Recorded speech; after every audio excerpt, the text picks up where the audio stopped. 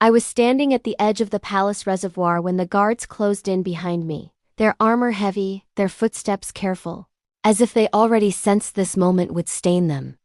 The lamps trembled on the surface of the water, stretching into broken gold lines that looked like witnesses afraid to speak the truth out loud. To anyone watching from the court, it must have looked like sacrifice, like a queen finally accepting her place in a story that demanded her erasure. I stepped closer to the edge, my veil lifting in the wind, the cold air brushing my skin as if to remind me how close death once felt. Inside, my thoughts were steady, almost gentle, as if the part of me that once begged had already died long ago.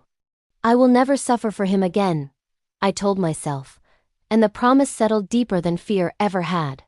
This was the moment they expected obedience, the breath held before a woman proves her worth through destruction. The discarded queen, they thought, proving loyalty with her life so the palace could continue pretending it was merciful.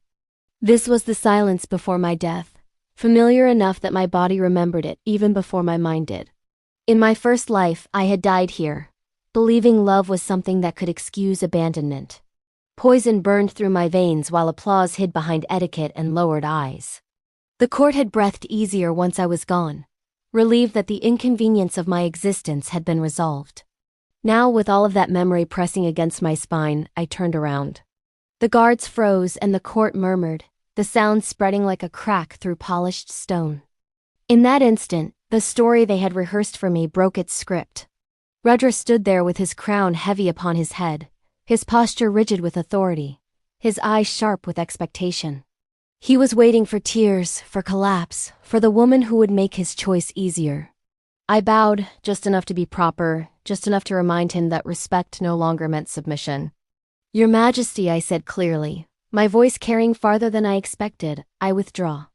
The word rippled through the court like a fracture in marble, quiet but irreversible.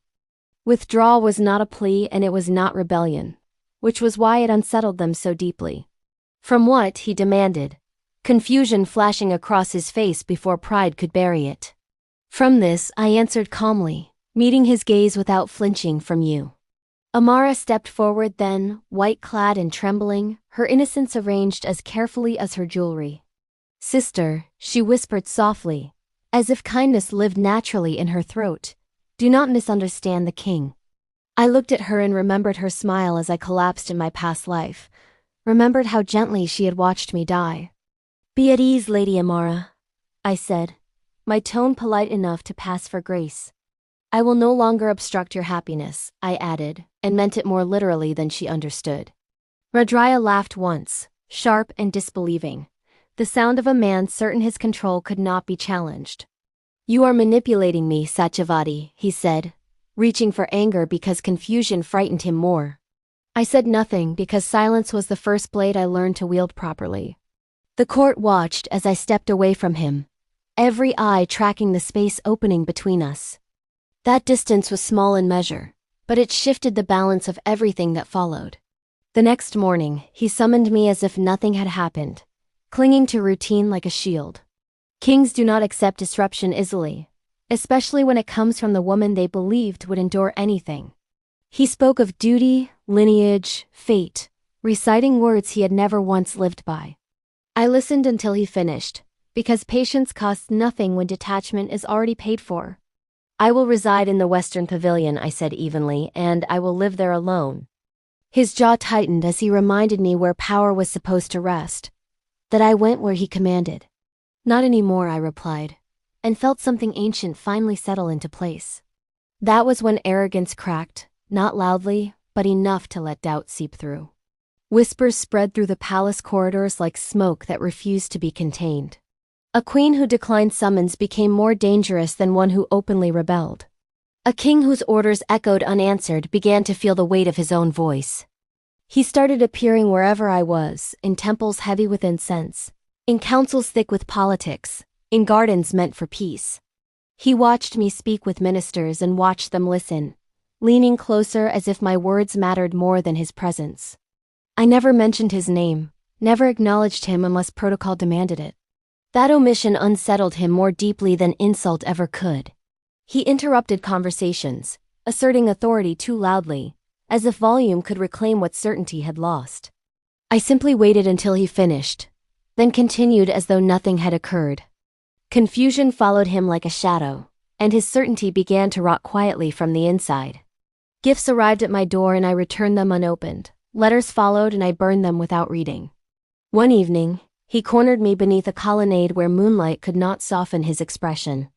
"Do you remember who you were with me?" he asked, his voice already unsteady. "I remember who I became," I said, and watched the words strike deeper than accusation. Obsession arrived quietly after that, slipping into the spaces where authority once lived. He lingered too long in rooms I entered and spoke too fast when I remained calm. At a festival meant to display harmony, he reached for my hand before the court, and I stepped back without hesitation. The pause was brief, barely a breath, but the damage carved itself into memory. Laughter followed, refined and cruel, and the court noticed everything it pretended not to see. That night, he accused me of coldness and humiliation, and said my silence was a weapon. I did not defend myself, because defense implies guilt, and my voice never rose to meet his. Amara began to cry in public soon after, her tears falling softly where they would be seen. She offered gentle accusations wrapped in devotion and concern, speaking of my schemes and jealousy. Her innocence was perfectly rehearsed, but perfection always cracks first. Servants began whispering, patterns forming where coincidence once hid. A missing favor here, a sudden ruin there, too many accidents pointing in one direction. Rudraya defended her loudly, pressured judges, threatened priests, and forgot that dignity fractures when forced. Each contradiction weakened him, each defense tightening the noose he refused to see. When proof finally surfaced, the court fell silent in a way applause never could. Ledgers emerged, confessions followed, and fear finally made people honest. Rudraya broke and came to me at dawn with his crown discarded and his voice scraped raw by regret. "I did everything for you," he said, insisting he had chosen her to protect me. "You chose comfort," I replied, and watched him flinch as he knelt. The palace gasped when the story spread, because a king kneeling before a discarded queen shattered tradition.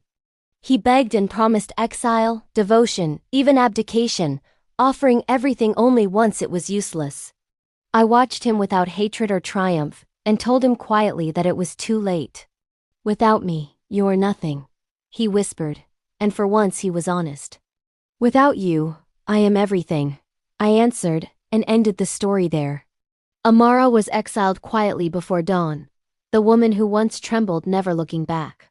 Innocence abandons the stage the moment it is exposed. Rudraya watched her leave from behind lattice screens and learned what it meant to lose someone who never loved him. The court did not celebrate, they only observed, because observation is safer than loyalty. Respect did not return. Petitions bypassed him, and ministers hesitated before answering summons. The throne still stood, but belief had left it behind, and a king without belief rules only shadows. He tried to reclaim authority with louder proclamations, but people bowed without looking up. At night, he sent for me again, and I refused without explanation.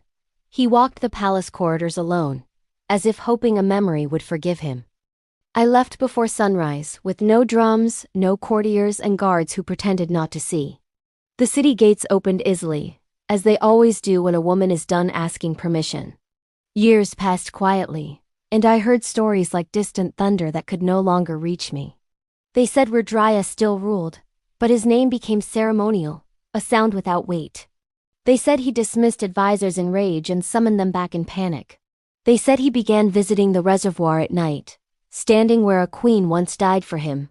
Sometimes he spoke aloud, sometimes he waited, but the water never responded.